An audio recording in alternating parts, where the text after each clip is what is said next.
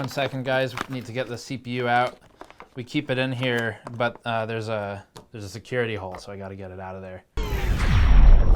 Today we're doing a little bit of a looser format for a video. The plan is to talk about what we've learned from delidding, at this point, a pretty good amount of processors, including 3 7980XEs, 7900X, 7960X, the 8700K, 7700K, and a couple others for other YouTubers as well.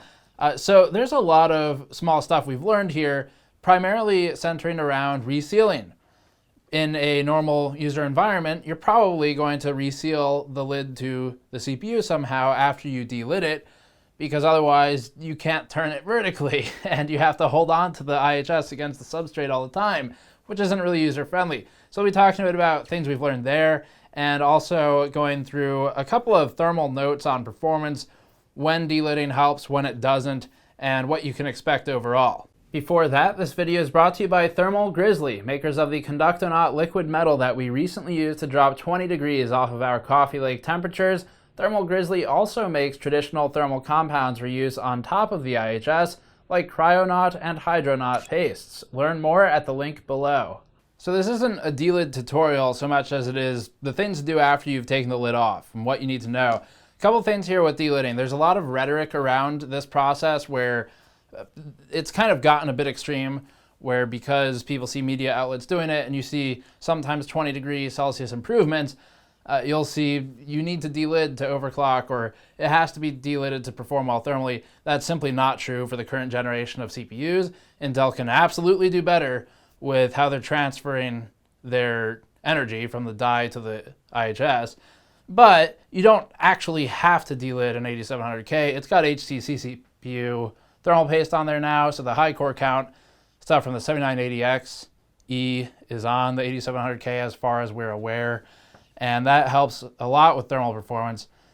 But you do want to delid once you start pushing higher overclocks. So as you get towards, for example, 4.6, 4.7 gigahertz on the i9 series, it's kind of impossible to keep it cool without either extreme cooling or a delid. And if delidding gets you anywhere from 10 to 20 degrees, it's instantly worth it. It's also helpful because if you're trying to keep lower noise levels by lowering the fan speed, you can help that process by delidding the CPU. The thermal transfer is a lot better, so it gets rid of the heat more efficiently, and you can run lower fan RPMs. So that's another benefit. So you don't strictly need to delid, but if you're pushing higher overclocks, you want lower fan noise, or you want to buy a smaller cooler, then there's advantage to delidding. The trick, though, is what to do sort of after you've delidded the processor, because applying liquid metal isn't too hard, but it is something that I struggled with the first time I did it, and it takes a bit of a practiced hand or eye to really figure out. And there are not a lot of great YouTube videos out there to show the amount of liquid metal to use without it becoming just a pool of electrically conductive, potentially damaging liquid metal. So we'll show some of that today. This is an i9 7900X CPU that I previously delidded. It has never been resealed.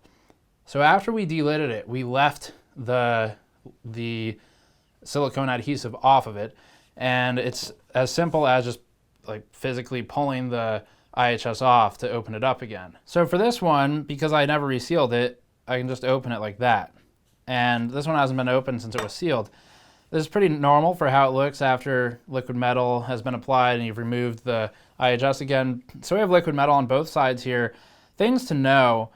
So this processor, we only scraped off a very little amount of this silicone adhesive. And as we iterated our process for delidding things, kind of learned a few tricks about this. The silicone adhesive in this case doesn't really impact thermals too negatively. There's not a lot of it. It's not too gunked up. And ultimately, what you're dealing with is a CPU that's going to be left loose. We never resealed it, so it wasn't a big deal. But if you want to improve, well, two things here. If you have to reseal it because you're planning to use it in a computer or transport it or anything like that where it might be vertical, you don't want to worry about it. We've been using this JB Weld. It's just a silicone adhesive. They're not a sponsor or anything. I just bought it on Amazon. We previously used UHU, high temperature sealant, same thing.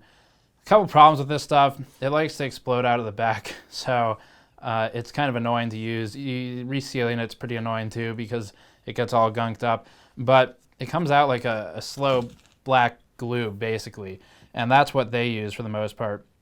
So it's a high temperature silicone adhesive, and to get it on there, you really want to get some of this old stuff off. So you can use your fingernail for that. You can grab something that's capable of scraping and just kind of pick at it, get it out of there.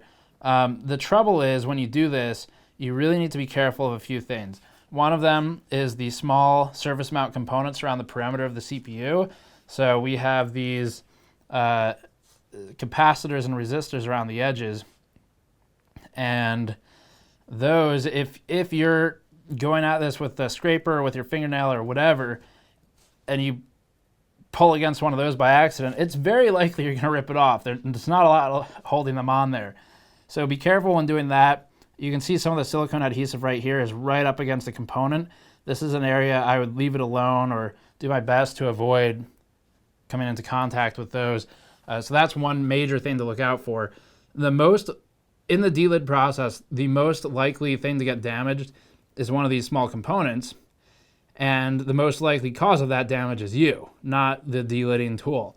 So be careful scraping stuff off, and also when you're dealing with small components, don't panic if one comes off. Chances are it's a capacitor. If it's a capacitor, the processor will still work almost definitely. You might lose some ripple suppression or some overclocking headroom, but it'll still work. It's not the end of the world. If you pull something else off of there, it might be over, but don't panic too much if something does come off. So that's some of the basics in an unstructured way of what to be careful of and things like that. We'll get to applying the adhesive in a moment, but first let's look at the liquid metal side of things. If you want to remove liquid metal, Conduct-A-Knot, the Thermal Grizzly stuff, comes with these black Q-tips that are actually really good. The cotton seams, for whatever reason, the cotton seems tighter wound on these than what we normally buy. So if you can find a Q-tip with like a tightly wound, whatever it is on the end there, that's not going to come off in cotton candy style, that'd be ideal. And you can just put some rubbing alcohol on the end of it. So we're just going to go right down the middle and take some of this off, and you'll see that it's pretty cooperative. You can actually see some of the liquid metal still shining on there. This is stuff you don't really want to get it on your skin. It is an irritant. I've gotten it on my skin. I've been fine. How your skin reacts is different potentially, but just try and keep it off in general as a rule. Another thing is if you have blobs of this stuff, you can actually siphon it back up into the tube. So we can demo that here just by pulling putting the nozzle on. So let's try and siphon this blob. There it goes, it's gone. Got that one too.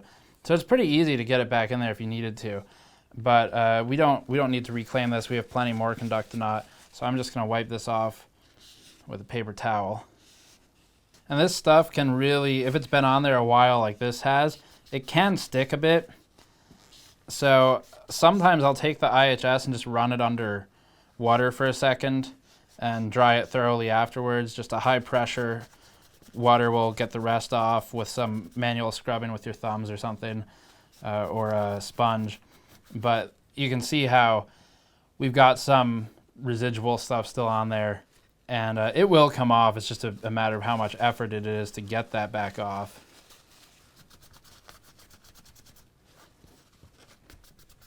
Okay, so if we wanted to really be thorough on this, I'd go blast it with some water and dry it off and clean it a bit more. But the purpose isn't to reseal it right now, it's to do demos. So what I'm going to do next, let's just kind of pretend I washed the rest of that off. What I'm going to do next is show you how much liquid metal to apply from a lot of testing where we've done a lot of trial and error. I've had delidded CPUs that just simply would not perform well. They would perform worse than stock, and that's because I often didn't have enough liquid metal on there. So you need liquid metal on both sides. You need it on the IHS and on the die, and that's because of the surface tension of liquid metal. A blob just fell out. That's because of the surface tension of the liquid metal. You'll need it on both sides, otherwise it's just not going to make contact. It won't transfer, it'll be worse than Tim. Next thing is, so we're going to apply some liquid metal, all I'm going to do is take the syringe and just kind of apply some downward force on it like that, and eventually you'll get a drop that comes out. So we just have one drop on the end there. I didn't need to use the plunger, just kind of apply gravity. And that's going to be pretty close to enough for an i7 Kaby Lake style CPU where you're dealing with a much smaller surface area. For this, we're going to do a little bit more because it is an i9 CPU. So we're going to do 2 drops for this one as opposed to just maybe one of those on Kaby Lake. And then to spread the stuff, you can use the same Q-tip I was recommending a moment ago. And actually, to show you kind of how long this stays good, I've had this liquid metal on here for probably 2 months at this point, and it's still, like, I can still apply it to surfaces. It goes on like paint, just like that. And it's still perfectly good. That's been on there for at least a month at this point. So you get use out of it. There's a lot of discussion online about liquid metal evaporating. That's not really what happens. Some types of liquid metal can crack over time. Conductinaut specifically should be good for about at least 2 years. We have some stuff in long-term thermal testing that's been going for several months now, and it's thermally the same as it was when the test started. So it lasts a lot longer than some of the comments would have you believe, but it depends a lot on what you use. So yeah, we've got some applied here, and when you want to move it around, it's just like paint. And because of the surface tension of liquid metal, if you have some on the tip of the spreading surface, it'll behave differently than if you don't. Sometimes it'll pull the liquid metal back up, sometimes it'll spread it out.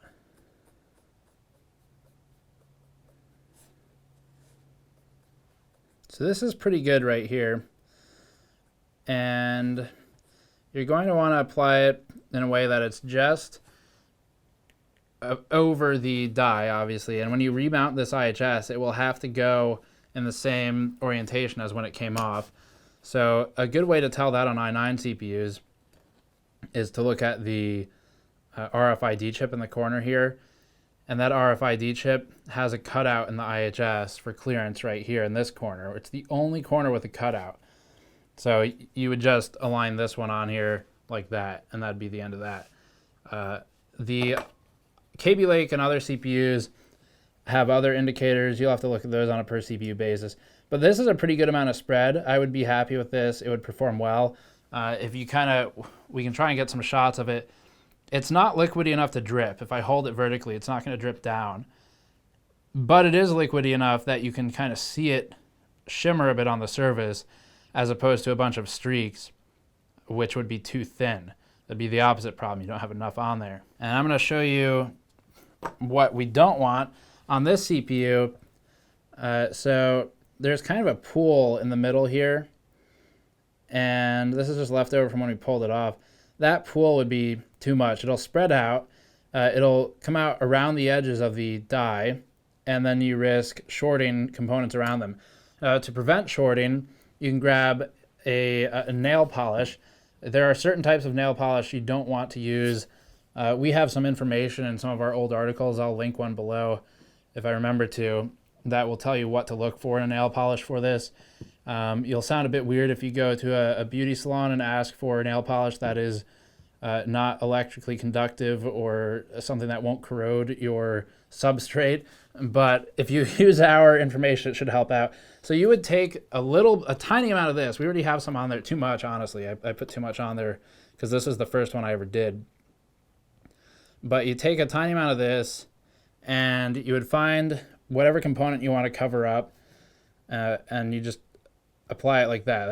That's kind of on the heavy side, but the point of this is to build a bit of a shield, an encasing, or a moat around components that are electrically active, and then if the liquid metal spills over the side, it will never get to those components. It'll contact the nail polish. And as long as you buy something that can withstand high temperature, which this stuff can, you'll be good to go. So that's a tip to protect the components. And then at this point, you would just spread the rest of it, but we don't need to do that. Of course, you don't have to use liquid metal. You could use something like Cryonaut or some other MX whatever 5, some other compound that's not electrically conductive. It'd just be a paste. But the problem then is you don't get as much benefit. So how do you get benefit out of delidding if you're just using thermal paste? Well, ideally you scrub a bunch of this adhesive off, because this adhesive creates spacing between the IHS and the dye, and that's not going to help you out thermally. It's actually going to make transfer more difficult, and will either require more compound or it'll just straight require more compound, and more interface to transfer through is worse. You want as little paste or liquid metal on there as possible, because ideally you just want dye to copper contact, not dye to compound that's a 1/10 of a millimeter thick to copper contact or whatever. So in an ideal world, you'd have no compound, but it's not an ideal world, so we have to have something. And this stuff, I tend to just scrape it off with my thumbnail because it's safe. I can control it a little more easily. And what we've learned, we have some charts on this we can show too. What we've learned is that you really, with these I9s, only need to take off one layer, and you can leave the other layer on there as guidance for when you remount the IHS. So here are some numbers for that. Previously, we worked on Kyle's CPU, Bitwit Kyle. We delidded his 7980XE and worked on an R6E motherboard with 1.24 volts, intentionally torturous over voltage really, and a 4.5 gigahertz clock. And we observed peak temperatures of 104 degrees Celsius, which is TJ max, when sealed with a heavy amount of silicone adhesive. In fact, it was actually technically worse than the Intel stock TIM and adhesive in some cases. We also observed improvements upwards of 20 degrees Celsius by using a lighter seal strictly on the upper layer of the IHS. For the GN 7980XE, we were at 75 degrees unsealed versus 94 degrees peak with the stock TIM. So that's another 20 degrees difference. Not quite as warm as Kyle's CPU, but they're different CPUs, so there's some disparity there as well. So for the adhesive, we'd recommend removing just one layer, leave the other as guidance. You can always undo it and remove the other layer later. Because ultimately, removing both layers we found is less than a 3-degree improvement. It tends to be like 2, which is kind of within error of testing. So it's not really an improvement. And all you're trying to do is just get enough off that you can close it without too much interference. So I'm going to scrape one corner off and show you how to apply the adhesive. So this is about where I would stop for cleaning the corner. We've got most of the adhesive off. It's just kind of a smudge there now. And then for applying new adhesive, I only do it on the IHS. So what we're going to do is just kind of look at where that is. That's going to be on this corner up here. So I'm going to apply some adhesive just on this boot, sort of. On each one of these is what I would do.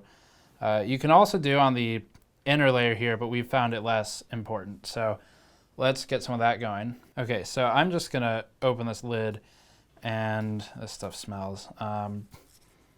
Typically, you would use the nozzle, but we're intentionally applying very little for demonstration purposes. So seal this off so I don't have to smell it anymore. You probably want to wear some kind of paper mask or something if you're working closely with this stuff and you're leaning over the CPU. But so let's just put some on one of these corners. This one's pretty scrubbed off already. I'll put some there. I have found that, so if you're using it like a what do they call them? If you're doing like piping, like baking piping with it, that's a little bit too heavy, where if you kind of go along the edge with the nozzle, it will actually be too thick. That would be about the heavy seal, what we did with Kyle's, and your performance will be worse as a result. I would recommend spreading it manually, and I do this with my finger. You really shouldn't. It isn't a skin irritant. I don't know what kind of effects it has, but it's easier. I don't recommend doing it that way though. But you spread it out, kind of thin on the surface, and then when you reseal it, you'll be really surprised at how much that does for you. I'd probably stop around there, I think, typically. And then you just do this on each of the 4 corners, and it's really not going to come off. So what you would do next is you can use the delidder tool to reseal it. Often they come with a clamp that pushes down right on the middle of the top of the IHS. What I've been doing is I actually will socket it, unplug the system so you're not tempted to accidentally turn it on, socket it, and install the cooler and just let it clamp.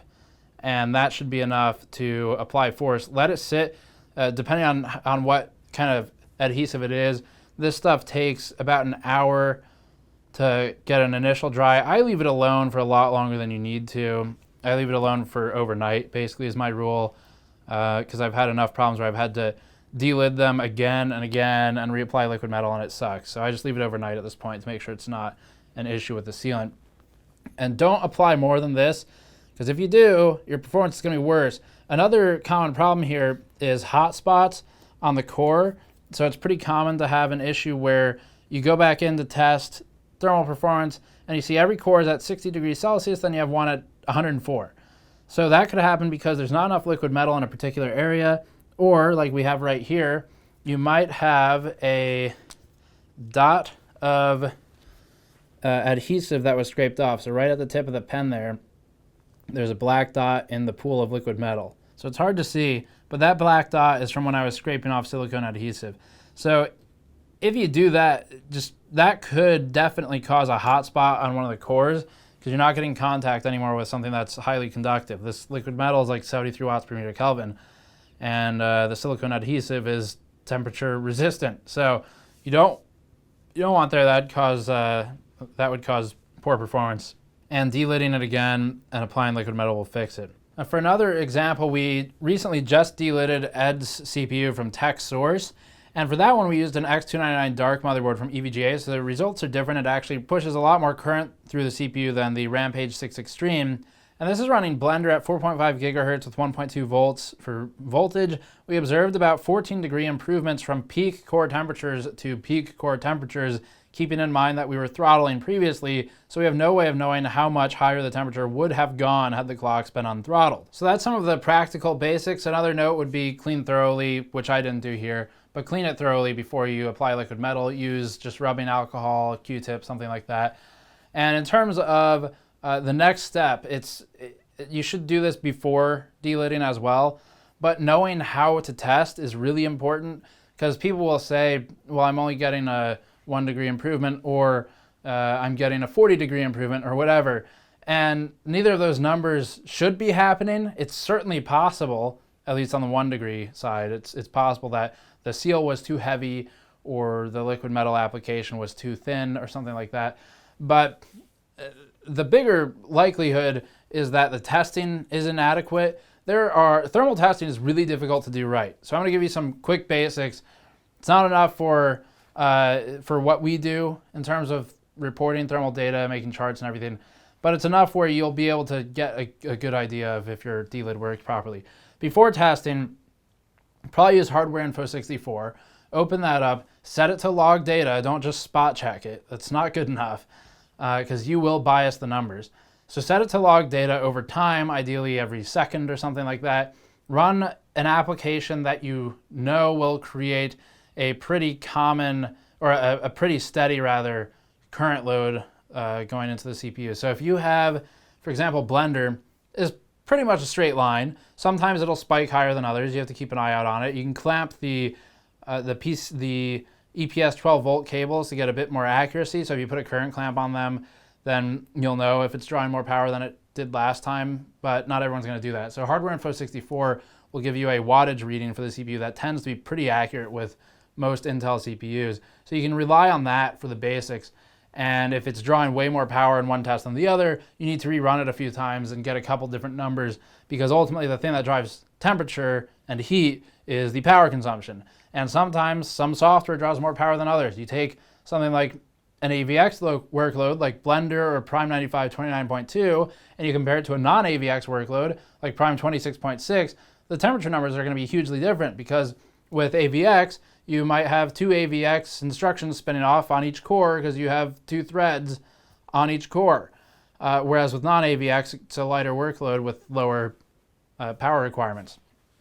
So the point is, to test, you need consistency. Consistency, you need a consistent power load.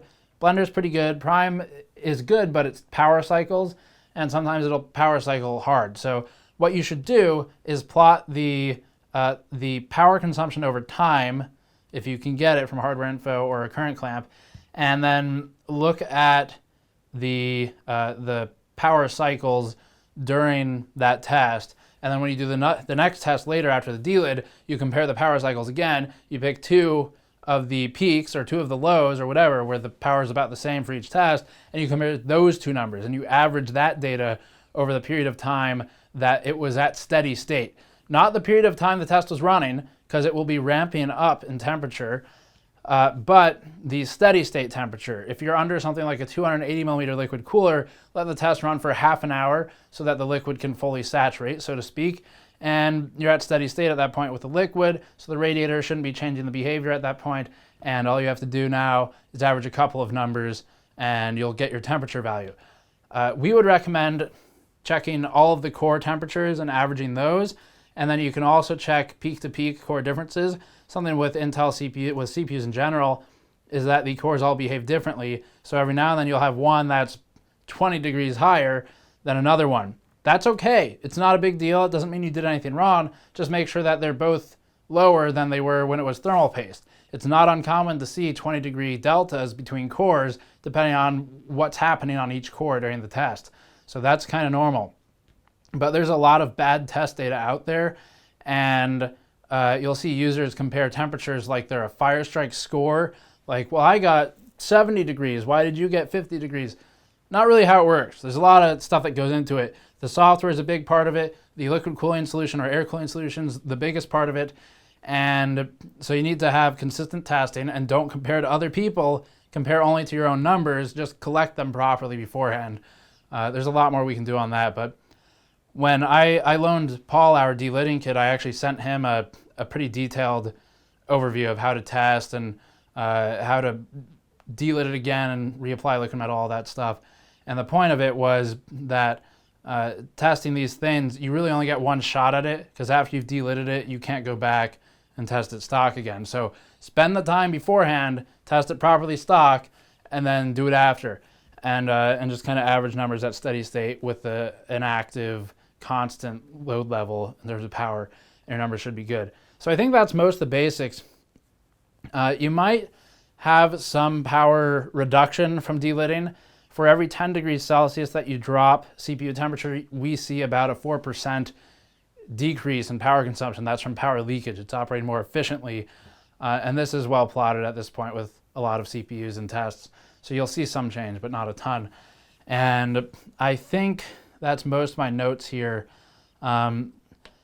It's pretty disorganized, but the point was, here's a bunch of ideas during the process that we've encountered and problems we've encountered and experience I've gained doing delids. They're not necessary. You don't need to do them, but there's something to be said for an enthusiast task.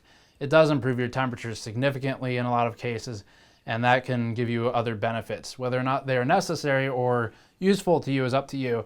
But hopefully that helps somewhat. There's a lot more I could say here, but we got to cut it at some point. So I'll cut this one for now. If there are more questions about this, we'll revisit it. The testing is probably the most detailed part if we wanted to really go detailed with it. But I think that should give you some pointers to get started for now. And check our delid coverage. You can just search Google for Gamers Nexus delid or something at this point. You'll find a lot of different data on it. The stuff we did for Kyle's CPU and for our own 7980XE was pretty interesting. That'll get you started on the coverage side. And that's it for now. Thank you for watching. As always, you can subscribe for more. If you want to catch the other videos, go to store.gamersnexus.net/modmat to pick up a mod mat like the one I was working on here. And go to patreon.com/gamersnexus to help us out directly. Thank you for watching. I'll see you all next time.